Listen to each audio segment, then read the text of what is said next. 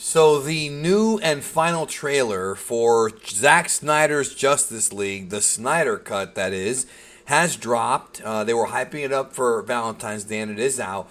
This trailer was more of a traditional kind of trailer. It wasn't like the previous one with the Hallelujah, which I thought was great. Love that trailer with a bunch of clips in it. This was more of an actual like build-up trailer. They showed clips and they played audio clips of Lex Luthor from Batman vs. Superman Dawn of Justice talking about how the gods are coming and showed a lot more dark side. Now, going into this movie, I have said this before. I do want to see what Snyder does, although I feel like 4 hours is a very overwhelming experience. I was more excited when it was going to be 4 1-hour parts because then it comes off more like a mini series, like a TV series. And I think it's much easier to watch something if it's like 4 hours. I'm sorry, 4 parts. One big 4-hour movie, I'm worried because even though I'm excited to see what clips were cut out of the film and what scenes were cut out, we know of several of them that were cut out of the movie. A lot more backstory with Cyborg and Flash and those other characters. More Aquaman, more Superman even, more everybody. And also Batman's prophetic dream. That's a big point in this trailer when we see the Joker. But, even though that's going back in, I don't want this to be like an hour or 2 hours of just build-up that's just boring. Like, the build-up has to be good. Obviously, the film's going to build up to the big battle with Steppenwolf at the end of the movie. But I just hope that the build-up is actually worth it and that the characters actually have more to do to where it actually fits the story. Because I'm thinking, based on what we're seeing, because a lot of folks say, oh, it's the same movie with more stuff. But I don't know about that. Snyder himself said that he did not see the final version. He did not see the theatrical version, that is, not the final one, the theatrical version. He never saw it. And it makes you wonder, maybe he should have seen it. That way he knew what was in there. Because if it's going to be a very similar plot with extra stuff, that's not really, to me, worth it. Now, if it's going to actually have more stuff, like a lot more stuff, like the talk is that Cyborg has a much bigger role in sort of how they put everything together. So I'm really excited to see where that goes, but I am worried because 4 hours is a very, very long time. It's not about attention spans. It's just who wants to sit down on a chair and watch one movie for 4 hours? I mean, even 3-hour movies can be a chore. And how many good 3-hour movies are there? Not that many. And how many good 4-hour movies are there? Or shall I ask you, how many 4-hour movies are there anyways? You know what I mean? That's kind of the whole thing. That's kind of the whole concern. One of the great lines in the movie is from Alfred when he says, if you can't bring down the charging bull, don't wave the red cape at it. And they show Batman watching Superman, this hologram. That was beautiful editing, yo. And then we have Steppenwolf sort of bowing down to Darkseid. There was a lot more of the new gods in this trailer. And one thing that I am concerned about, based on what we have heard. Now, again, this is purely based on the information that came out on the original Snyder Cut. In other words, what they were going to do with Justice League before Snyder got pulled from the project. And that was that Darkseid was not in this film as far as being the main villain. Steppenwolf was the main villain, but Darkseid was kind of behind the scenes.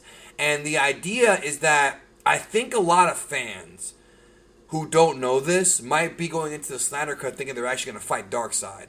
But they don't fight Darkseid, at least not based on the original story. They fight Steppenwolf, and then Steppenwolf's defeat is what leads to Darkseid coming to Earth in the Justice League sequel. That was the original plan. Now, based on the fact they're doing reshoots and the fact that it's 4 hours long, they may have changed that. Darkseid might actually appear and fight Superman at the end of this movie, even though I don't think he will. And the reason why I'm worried about it is because I remember hearing that Warner Brothers is not going to let Snyder make the sequel. And if that's true, even though I think that might change because if this movie does well, they will let him do whatever he wants. But if that is true and they don't want him to make Justice League 2 with Darkseid, we're going to have an unfinished plot point leaving this movie, and it's going to piss off a lot of people. And the fans, the fans of the Snyder Cut are definitely going to get behind this and have him come back to the sequel because, based on that leaked information about what happens to Steppenwolf and how Darkseid's actually in the plot, as far as Steppenwolf goes, it's going to have to lead to Justice League 2. It just has to because Darkseid's coming. Justice League is supposed to end with Darkseid being teased for the next movie. Of course, what they may do is just do another Justice League film without Zack Snyder. In other words, have a new director, but still have the Dark Side story, which, again, that will piss off a lot of fans. One thing I'll give Zack Snyder credit for, and I've said before that he's not my favorite director, but I will give him credit in that he does have a vision. He does have a direction. Unlike Kathy Kennedy and the DCEU prior to or during, since, whatever, at least Zack Snyder had a direction, an idea of where the story's going to go. Whether you like it or not, at least he had that. So taking him off the project again is going to be like, well, here we go again. You know, they don't have a Kevin Feige in there or a guy who's like Kevin Feige to keep this train on the same tracks. You know, it's got to always derail. And doing that might derail it again. I mean, I don't know. We'll see what happens. The last thing they showed was Jared Leto as Joker talking to Batman in what appears to be Batman's, like, dream world, right? And I guess that vision that Batman had is basically the world if the new gods come and invade. Like, if Darkseid, Steppenwolf take over, that's the world. It's going to be this bad, evil place. And Joker's reveling in it. And this Joker was not the gangster mobster Joker from the Suicide Squad. It's still Jared Leto, but this Joker was very, very much, I mean very, very much like Heath Ledger. Even the lipstick with the not the lipstick, but you know what I mean, the lip paint, the red paint going down like the side of his cheek was very much like that Joker. Definitely a different take on the character, but again, this is a post-apocalyptic Joker, so it's not going to be the same.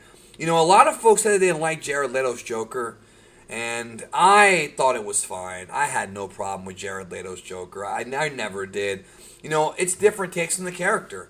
Is it as good as Nicholson or Heath Ledger or, you know, Joaquin Phoenix? I don't think so, in my opinion, but it's different. You know, it's like comparing Batmans. You know, Michael Keaton, Christian Bale. You know, now we have Robert Pattinson for the Batman reboot, the solo reboot trilogy or whatever.